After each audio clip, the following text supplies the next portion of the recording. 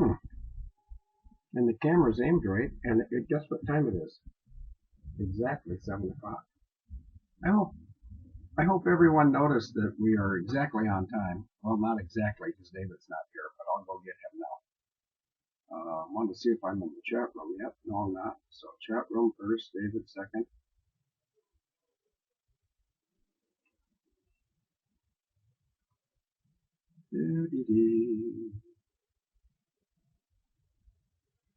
Oh,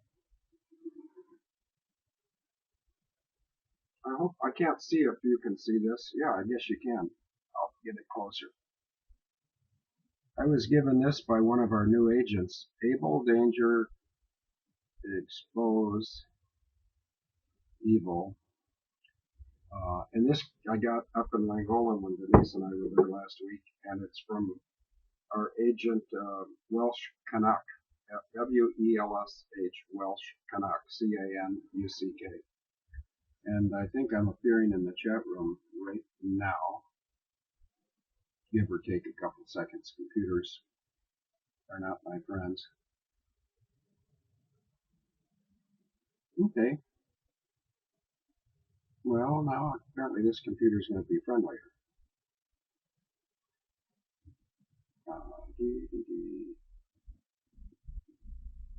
Okay, well, there's a lot of people in the chat room. Let's see, who else here?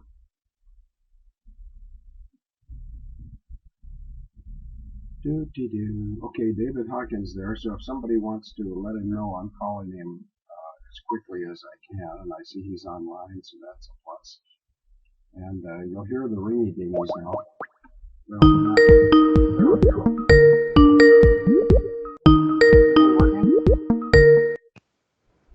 One ringy dingy. 314,728.625 to the square root of 9r pi ringy dingies. Sorry, I jumped the gun on the first ringy dingy. Okay, let's go back again. Ready? Yes. One ringy dingy, two ringy dingies. Hello, Field. Well, hello, what's up? Well, I'm interested in your deliberations on MH370, so okay. Maybe we can talk about that. Okay, you're interested in what about Malaysia 370? Your deliberations on MH370. Oh, I was invited to go to about, I don't know how long ago it was. Maybe, Denise, do you remember when I was invited to go to Caravan to Midnight? I think it was less than 2 weeks ago. Do you know? Yeah, I'm not even sure when it was, David, but yesterday I got a call late in the afternoon here in the UK, and they were wondering if I could be on Caravan to Midnight last night, and I interpreted that. In fact, it was quite late.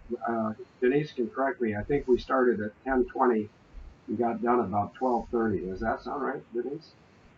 Yeah. So it was quite late due to the time difference in the schedule, and I was mistaken. I thought they just wanted to talk about the upcoming conference in Dallas, November 9, 10, and 11. But what they wanted to talk about, well, they wanted just to interview me, just like they've done before, and like they've interviewed you once before. And so it was a complete interview. And I haven't watched it yet because I don't like watching my interviews. But I do know that I didn't hold back anything. And John B. Wells asked some pointed questions, which I was thankful for. I like that. And, you know, I answered each and every one of them.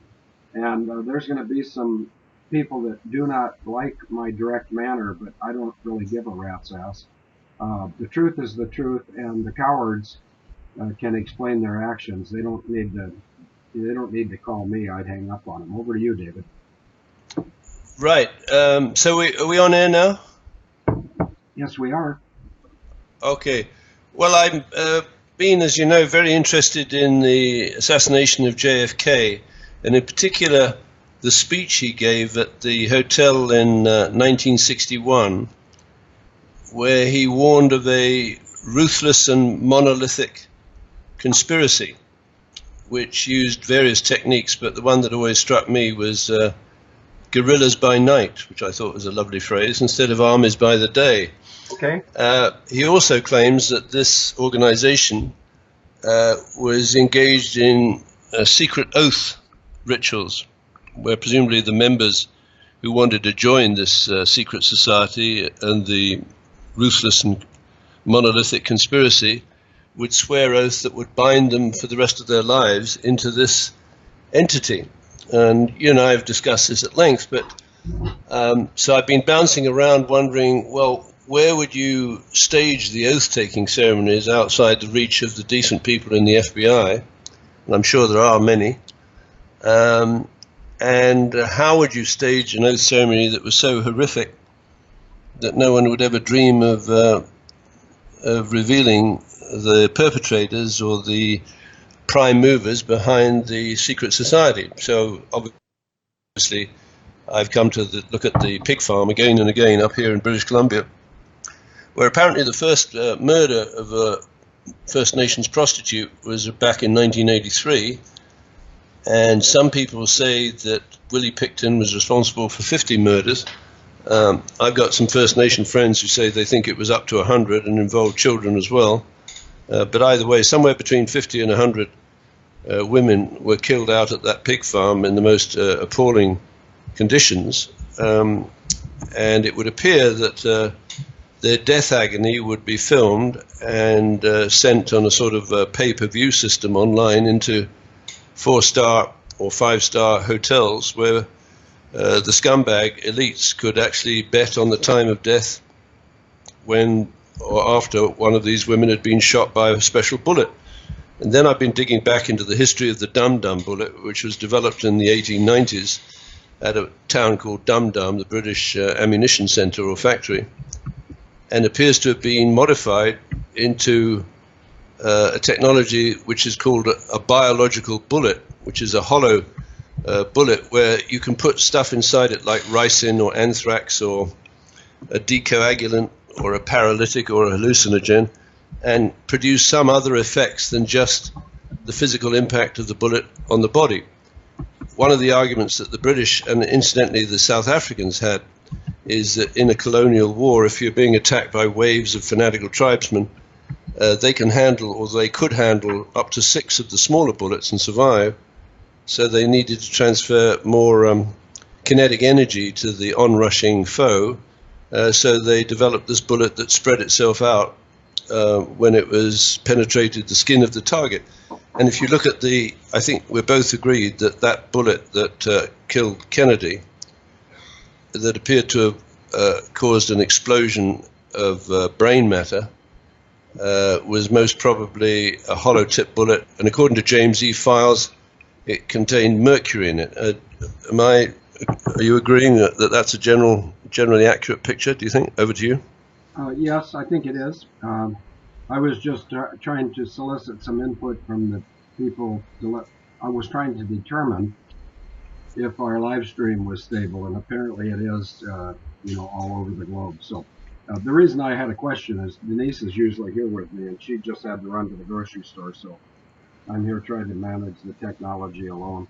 And I don't think you saw it because I don't think you had the video. But when I was in Clangolan last weekend, a lady originally from Canada who knew that she and her husband were going to meet some of us Able Danger people in Clangolan, she made a very nice mug, very professionally done, that says Able Danger Exposing Evil. So I'm having a glass of bicarbonate water while you're chatting. So go ahead, all is well. Oh, excellent. Okay, so obviously Kennedy, he would have had good information, not necessarily totally accurate or precise or complete information, to come to the assessment that there was a ruthless and monolithic secret society out there that was ready to destroy America and its allies around the world, and that they used guerrillas by night, which obviously makes me think of the John Benet Ramsey, because I presume that was around midnight on Christmas Day of 1996. Real courage, the guys who, and gals, let's say, who tortured that little girl to death. But certainly they were in by night, and the ransom note was picked up by John Bennett Ramsey in the morning. These secret oaths, where if you look at the cruelty visited on that little girl, it smacks to me of the kind of cruelty that would appear to have been visited on the bodies of the prostitutes out at the pig farm, because when the police went over it, maybe 20 years too late, that is to say, if the first murder was 1983, and they had Friday night raves at that pig farm with 1,700 to 2,000 people at the raves, where these women were dispatched, and the thing was only shut down in 2002. That's nearly 20 years of serial killing in front of an audience, not necessarily always up to 2,000, but certainly if there were 50 to 100 women killed and the audience, let's say, averaged 1,000, that could be, provided you weren't a repeat offender or a repeat visitor. And I would think, Field, correct me if I'm wrong, if you went to one of those, you'd never ever want to go again, right? However, you would know that you'd been filmed at that ritual, taking your oath, and whoever controlled the film or the images controlled you for the rest of your life. But let's say they would have had the opportunity to entrap maybe 50,000 oath takers in this ruthless and monolithic conspiracy. And so then we have to look at, well, what is, or would appear to be, embedded in the United States government to such an extent that the average person can't even get their head around it. And obviously we come to the Senior Executive Service, that sometimes we say was launched by your sister in 1979, but then I've been looking up Oliver Buck Revell, the guy who took his son and daughter-in-law off the tarmac before they got onto Pan Am 103 in 1988, obviously saved them from being blown up over Lockerbie. And according to his Wikipedia entry, he was promoted to Senior Executive Service in 1978. So my understanding is there were 7 charter members of the Senior Executive Service, of which your sister is one. That sometimes leads me to say that she founded it, but it's just possible that Oliver Buck Revell, who was allegedly in Dealey Plaza when Kennedy was shot, he's an ex-Marine, Marine Corps helicopter pilot. Yep. It's just possible that Oliver Buck Revell created the Senior Executive Service as part of this monolithic and ruthless conspiracy. Do you think that's possible? Yes, and I wasn't holding back, but I found out something, I think, just yesterday. In fact, I'm not sure what today is. Today is Thursday. It could have been Tuesday. Even though I'm supposed to be goofing off and vacationing, which I'm trying to do, and actually I am, to some degree, because when I go to bed over here, you know, Denise is 2 feet away at the same level, and she's there when I wake up in the morning, and that's a blessing. But anyway, I think it was yesterday, and if anybody heard me talk yesterday or heard me or in an email yesterday, it could have been 2 days ago, but I just found out that George H.W. Bush was involved in the creation of the Senior Executive Service in 1978.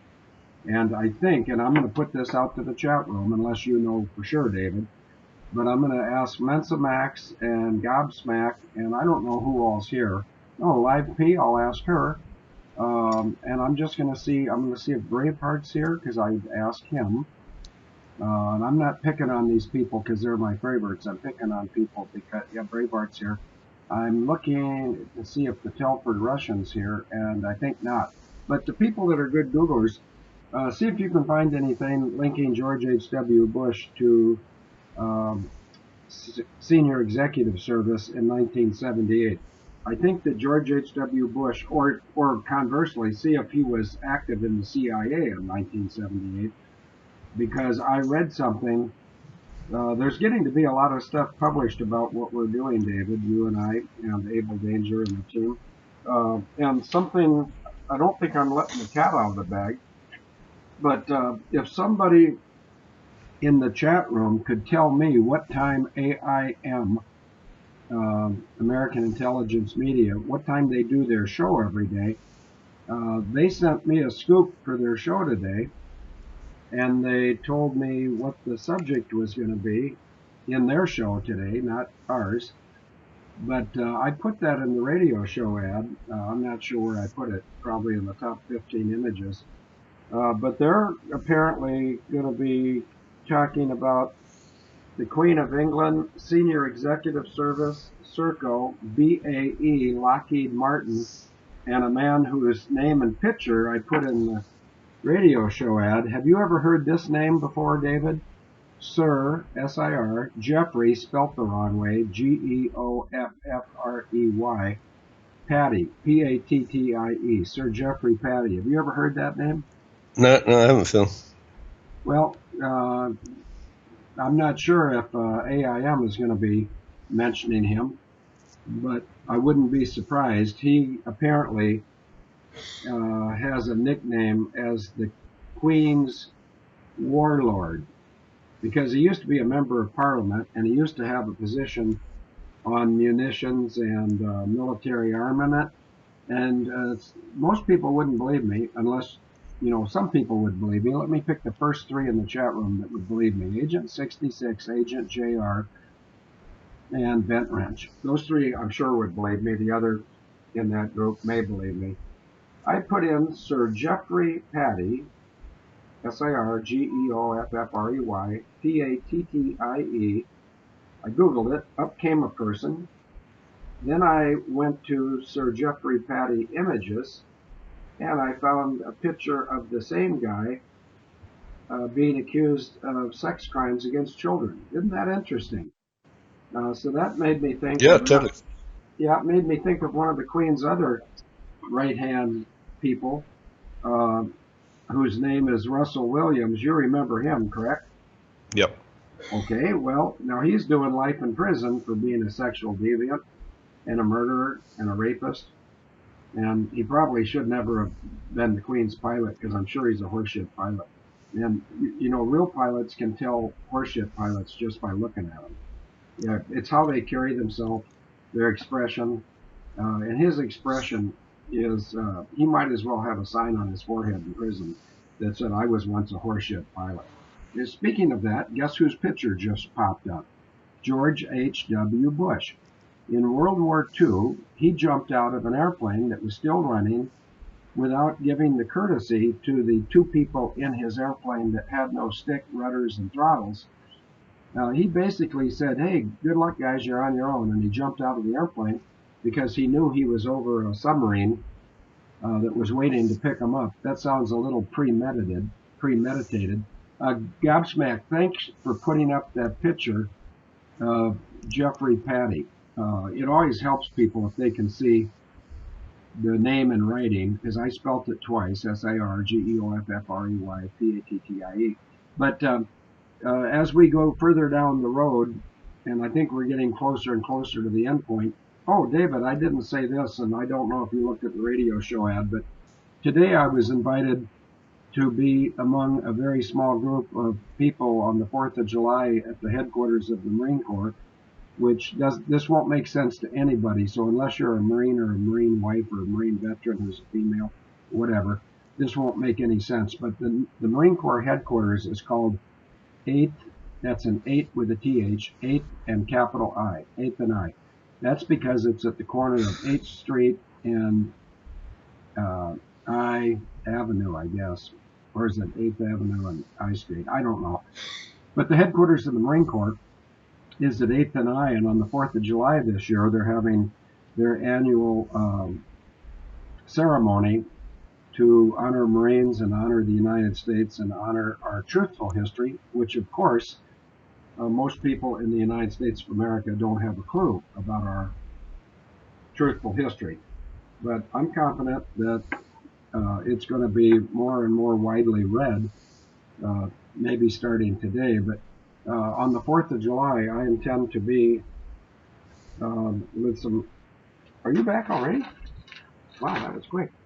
I intend to be with some household names of Marines watching the performance of the Marine Corps drill team at the 8th and I headquarters. And the significance of that is lost on everybody until I say that there's a relationship between the July 4th ceremony and the Texas Veterans Ranch, which is still a nondescript date unknown to anybody but God. but it should be coming. But I also think, and maybe I'm the eternal optimist, but as far as Denise's visa, her final visit, so in other words, the final hurdle should be June 18th when she goes to the U.S. Embassy in London. But now that Denise and I have accepted an invitation to be at 8th and I on July 4th, that creates a little bit of an interesting issue for customs if she doesn't have a visa by then. But that's for another day. Over to you, David. Well, that is fantastic. So you're definitely going to go. I am, and would I go if Denise wasn't with me? That's something Denise and I would have to talk about closer to the time. But I have an opportunity to meet, I am guessing I would meet the top 3 Marines that are closest to Trump, because I believe they would be there. And I was told today that my name's already been put on the invitation list, and I'd be standing within 6 feet of these people. And if I stood within 6 feet of those people and never opened my mouth and got one picture, that would be a huge victory. Oh, yeah, this is fantastic, Field, and I hope, well, I'll try and work on that, but that you remind these people there was an envelope addressed to the Marine Corps Commandant, Yep. Presumably at that headquarters address, and when they opened that, or when it was opened, about 11 people in the vicinity of that envelope got nosebleeds. Do you remember that? Yeah, I do, and it was supposedly anthrax, but there was a question in your mind that it might be something similar, but not exactly the same. Yeah, you see, in the Amerithrax attack after 9/11, what they'd done is they'd mixed what is known as sabotage spore powder, probably made by Degussa, which made the Zyklon gas for the crematorium and the gas chambers in the World War II. But they mixed the relatively heavy anthrax bacillus with sabotage spore powder to increase its dispersivity. I did teach you dispersivity, didn't I?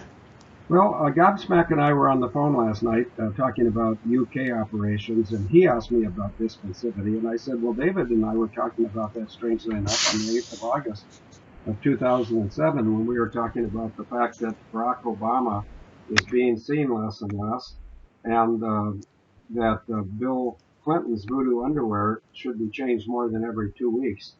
And then, of course, this guy that never wants to go away, just like Hillary Clinton, Mitt Romney, who's about as useless as a tit on a boar hog. Which reminds me, I did tell you what a boar hog is, didn't I, David? Yes, Phil. Yes, okay. But anyway, between Mantle Panties Romney and Clinton, have you noticed that Hillary Clinton goes around the globe speaking to empty conference halls? Well, you wouldn't want to listen to her, would you? I wouldn't want to be downwind of her, that's for certain. But no, I wouldn't want to listen to her. But if I ever had the opportunity to bump into her around a blind carbon, or not a blind carbon, but a blind corner, and we actually physically bumped into each other, she might have the first word, but if she didn't want broken fingers, I'd have the last word, because she needs to shut up and go away. But I think that will happen.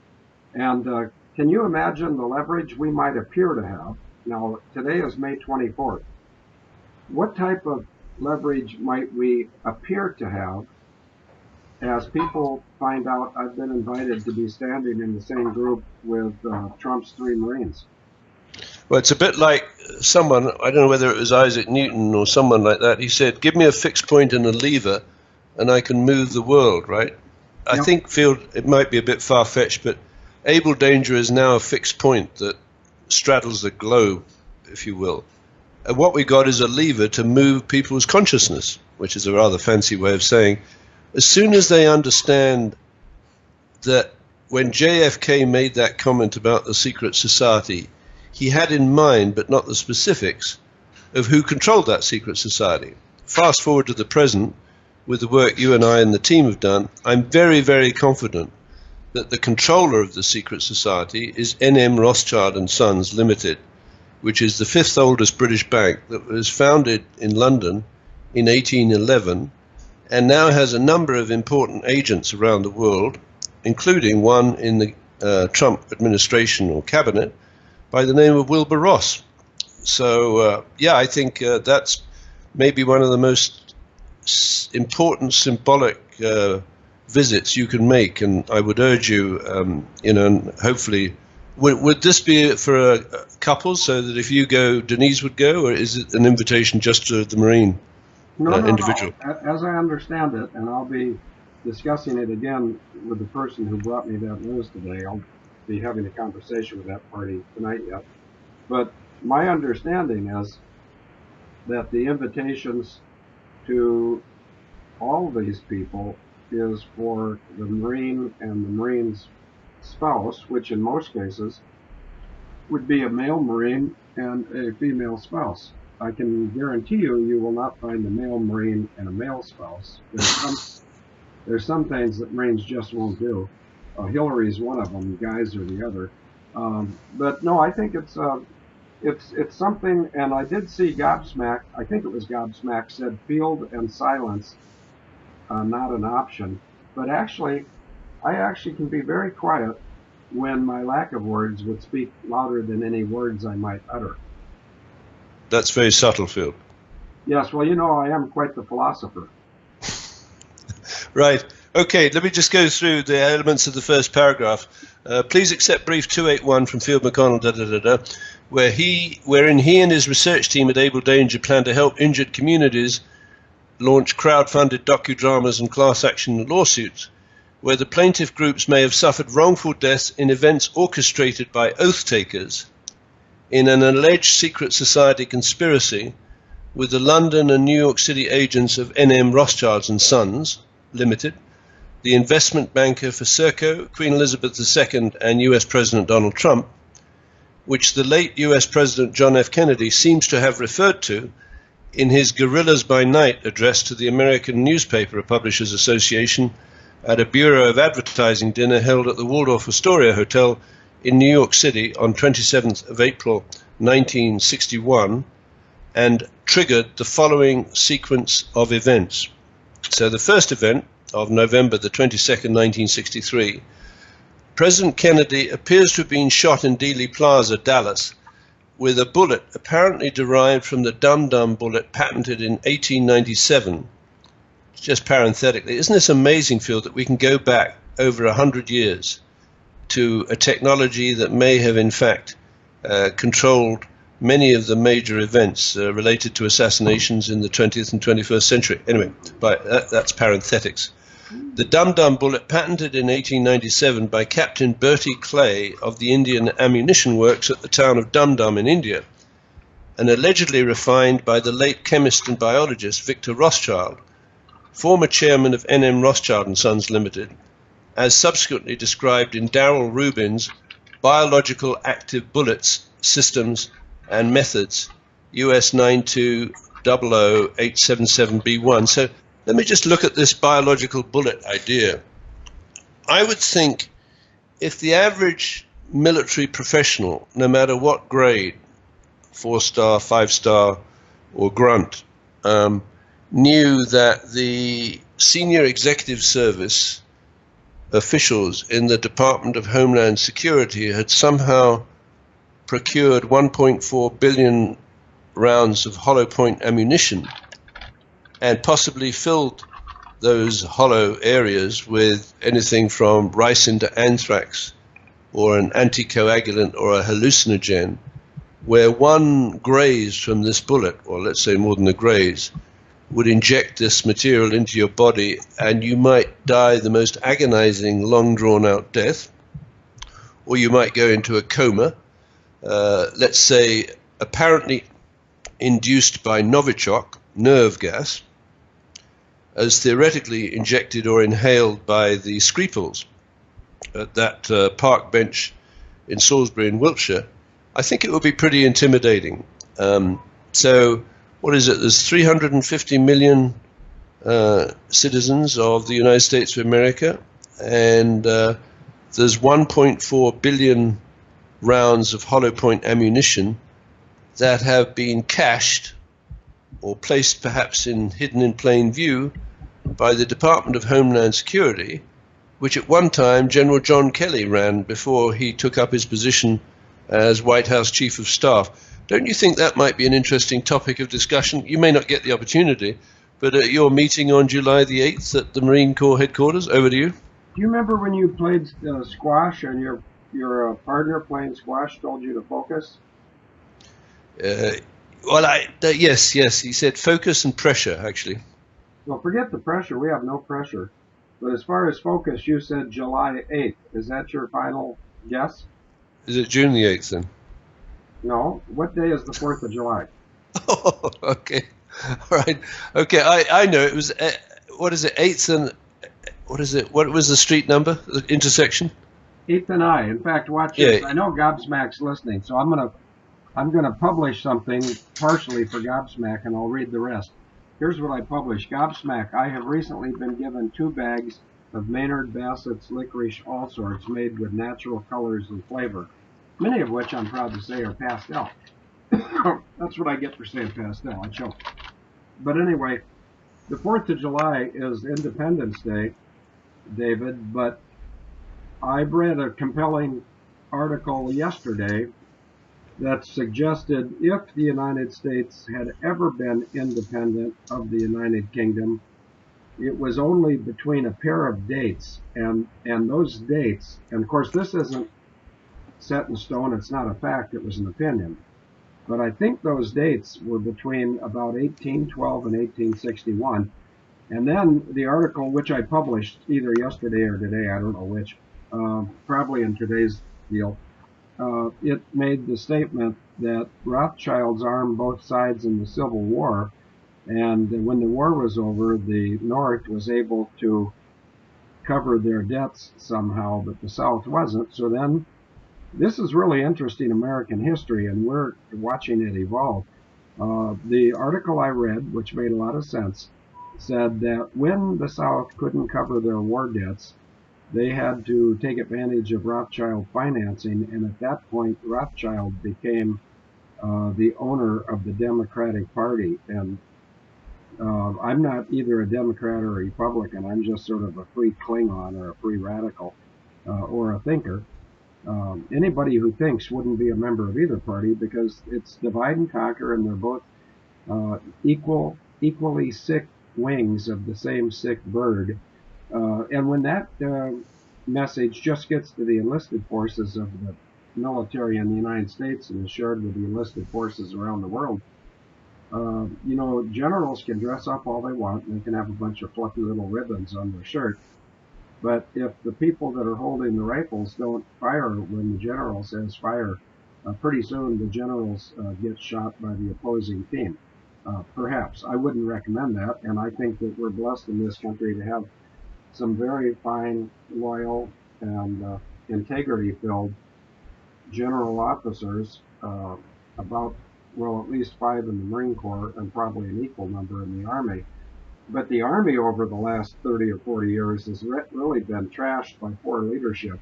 And I'm gonna do this for Gobsmack and Mensa and Karen S. and Live P and other Braveheart.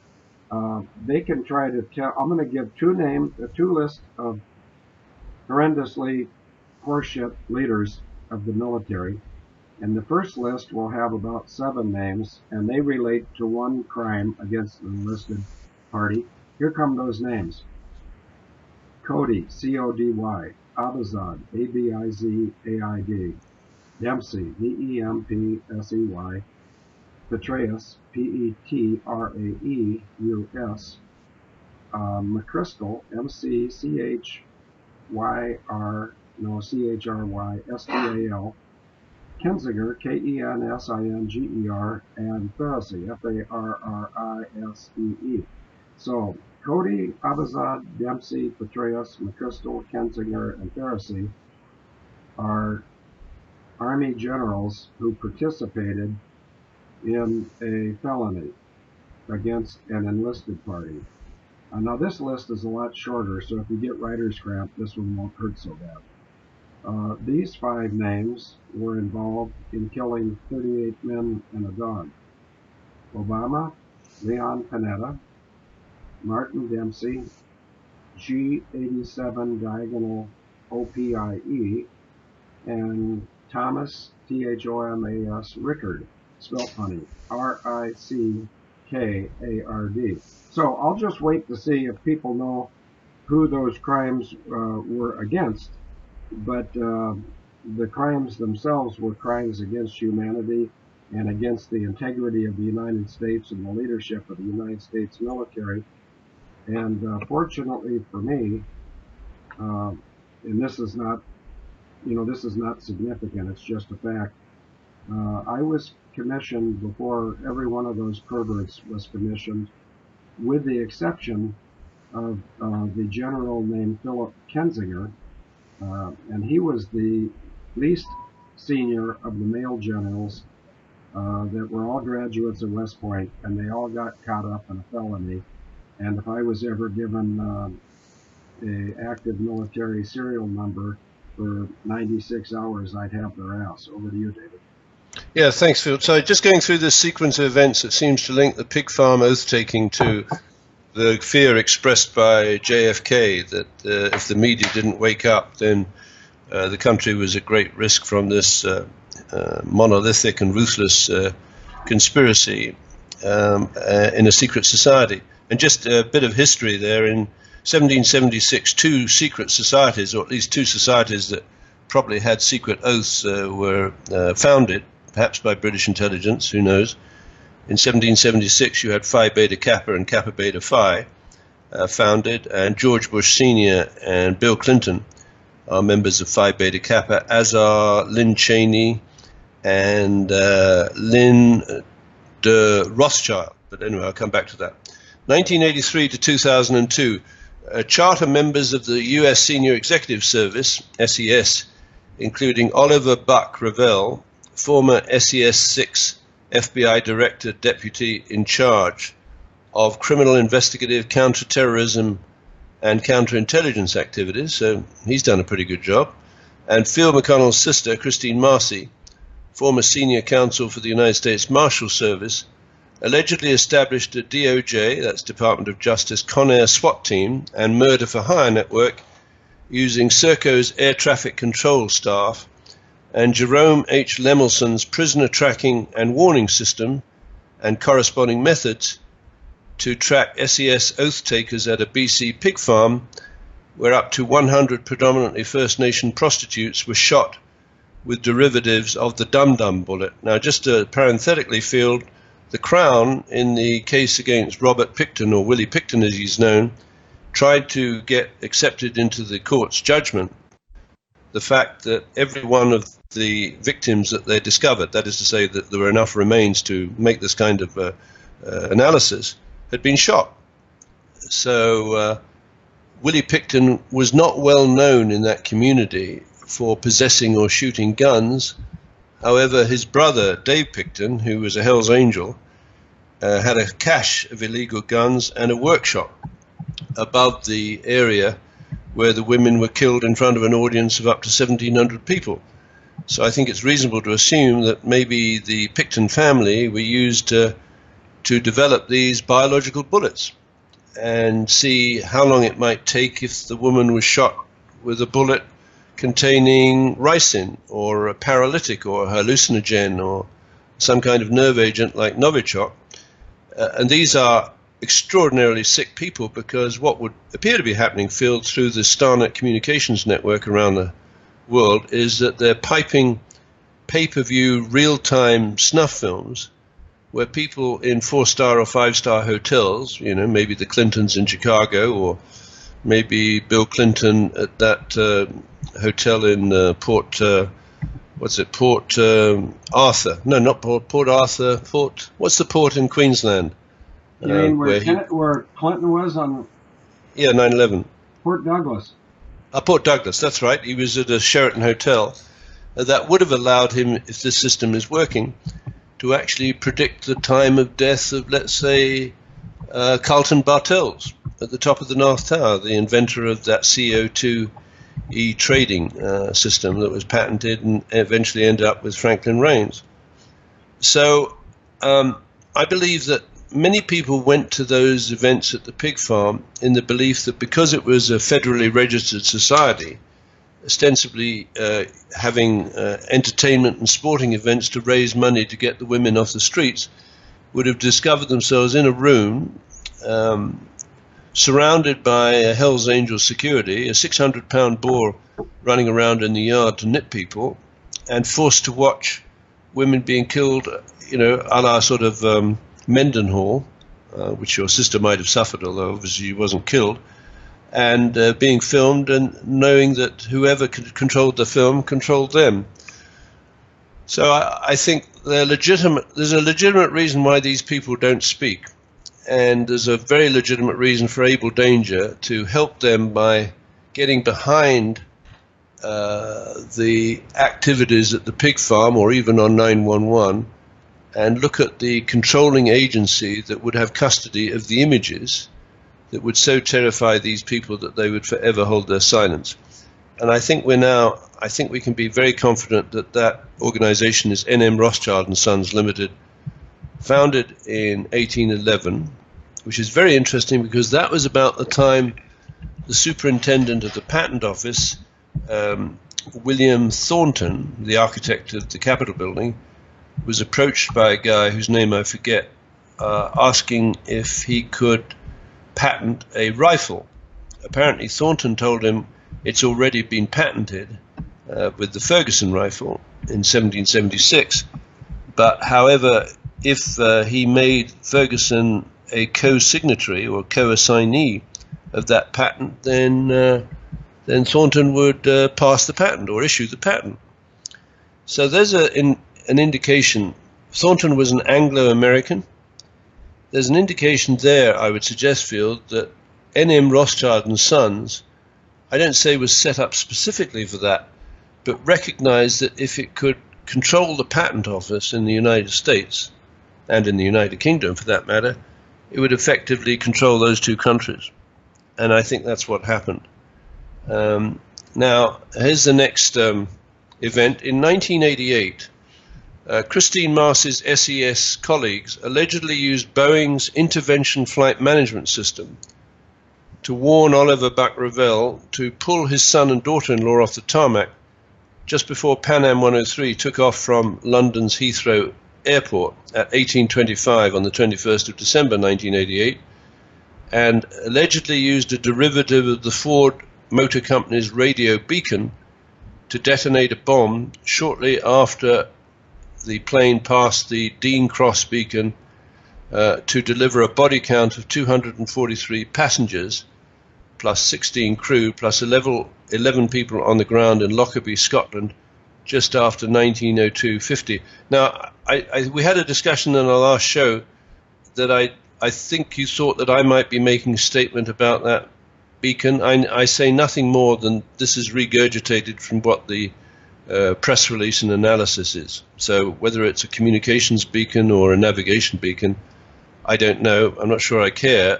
Just I want to know, was there ability to inject radio frequency energy into the detonator of a bomb on board that plane and trigger the event that could be then attributed to, I don't know, some poor Libyan guy. I think he died of prostate cancer a few years back. Over to you.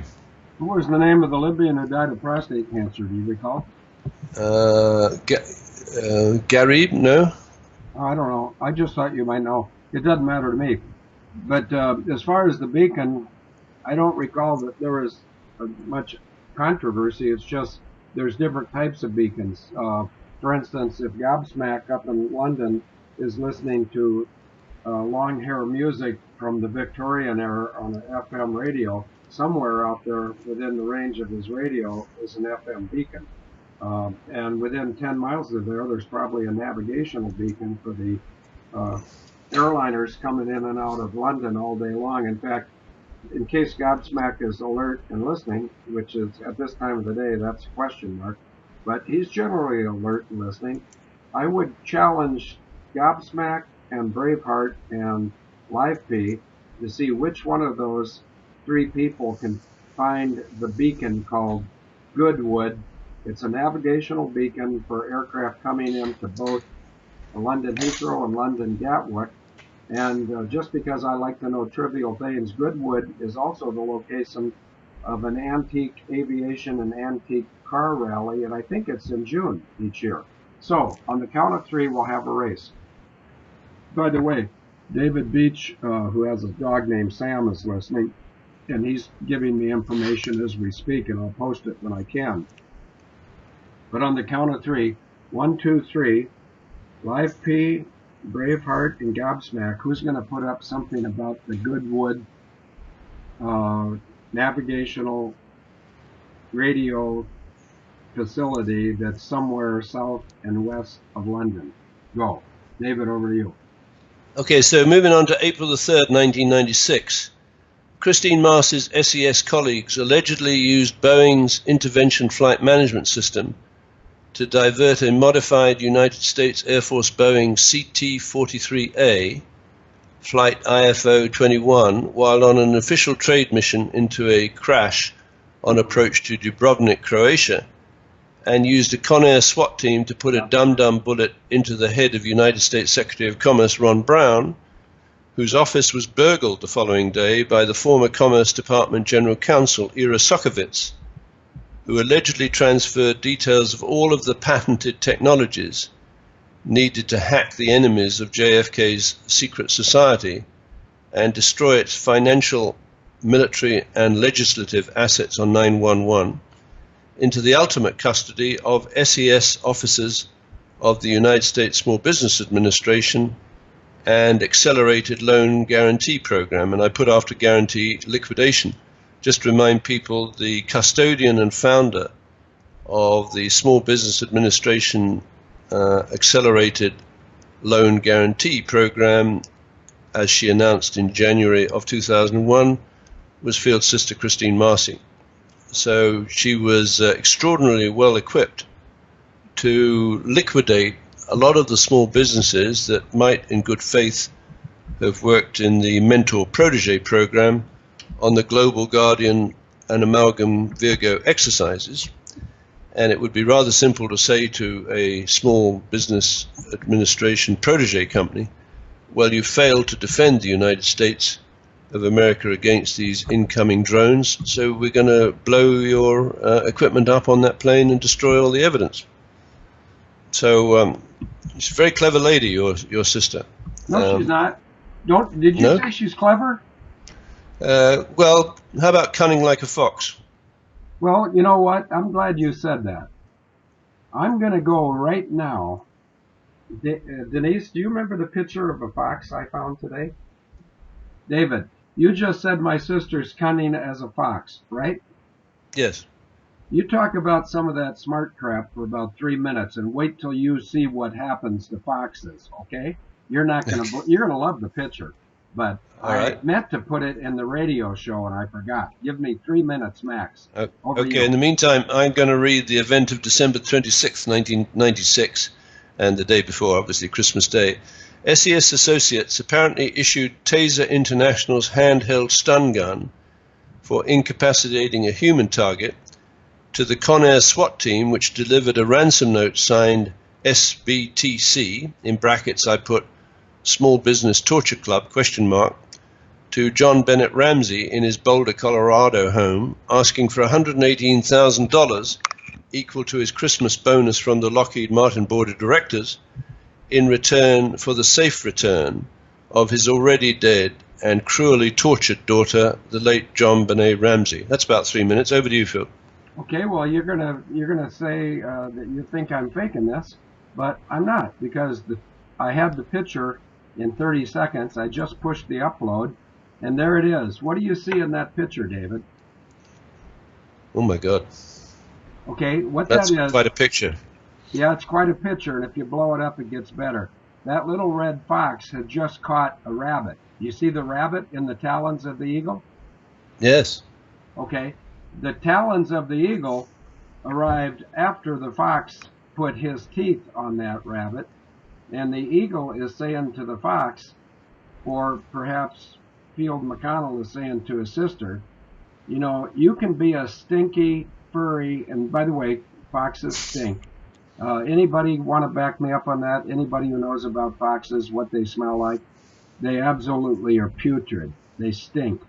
Well, anyway, so my sister, who also is a stinker, as is Hillary, and if anybody doesn't believe that, just Google, what's that woman's name? the victim, Hillary's same-sex victim, she was a Mind K Ultra, Kathy O'Brien.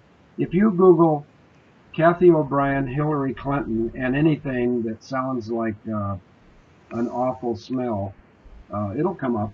But see, this picture, and I meant to put this in the radio show, so I will.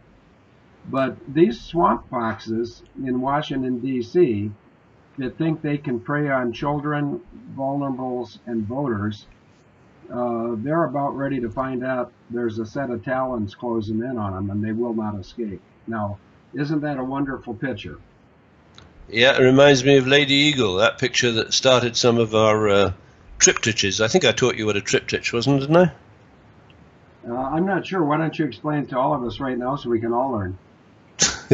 I think it's 3 images. That we have one where you and Lady Eagle photograph and Captain Chick Burlingham are side by side. So it's a triple image, sometimes known as a triptych. Oh, okay. Well, I didn't know that. Yeah, I'm very familiar with that picture. There's also another wonderful eagle picture, and in fact, I bet you somebody in the chat room can find it. So, and I'm not being lazy. I'm just embracing everyone as my equal. Of course, now as Doug McDime knows, when I embrace someone as my equal, it's because I'm trying to get them to close their eyes and smile demurely while I swipe their beer, as I've done to Doug McDime numerous times, and I look forward to doing it again in the near future. But he's on assignment in Cyprus, and Cyprus, as you know, has 2 halves. It has the Greek half and the other half, and I think he's in the Greek half, but he can chime in for himself because he is on the eastern front of Operation Skyfall. Have you ever heard the term Skyfall anywhere, David? Yeah, wasn't that in a James Bond movie? Yeah, and that brings us back. I asked a question to the British people. I posted the picture of General George Patton, and the script on the picture says, murdered by his own countrymen in order to continue the I can't pronounce, what's that word, hegemony? Hegemony. Okay, say it again. Hegemony. Hegemony. Okay, good. Of the New World Order. Okay, how can such a great man be forgotten by history? Easy. History is written by the victors, and in many cases, I think that's all cases, with an exception coming up in July, history is written by the victors, and in many cases, the victors are the evil ones. My question to British people, and I'm going to include Denise, and she's 4 feet from my right shoulder, I would like, and you're a British person, so you can answer too, David. This is a race, and it's open only to British people. If the U.S. killed George Patton to keep him out of the election of 48, and if the U.S. killed Joe Kennedy Jr. to keep him out of the election of 48, both of those are facts. I'll argue them with anybody. Who did the Brits kill 2 weeks after World War II to keep him from getting credit for ending World War II on the terms that Winston Churchill and Dwight Eisenhower preferred? Okay, I'm going to start an imaginary clock. Okay, we're going to go for 30 seconds, and I'm going to announce who comes up with the correct name of the hero of, and I don't use that, oh, never mind. Gobsmack already did. Gobsmack, I want the truth. Did you put that up before or after I started the contest? The truth is that Commander Harold Goulding of the Royal Navy was one of the most, well, the whole James Bond fiction is all about Commander Harold Goulding. And they got the names James Bond because Harold Goulding was told by M, and you know, David, you talk about Q and then there's M, but the secret part of the wartime headquarters where M dished out orders, M told Commander Harold Goulding to do certain things like get Hitler out of Germany and to get Hitler's treasurer, Martin Bormann, out of Germany. And Commander Harold Goulding and his group, which is the Small Boat Squadron or Small Boat Service, I'll be corrected by, what's his name, Gobsmack, he knows. But Harold Goulding was an unassuming man, not of tall stature, very nice man, very good at tactics, totally courageous. and he is responsible for appearing to help end World War II on terms favorable to the historians of the UK and the US. 2 weeks after he did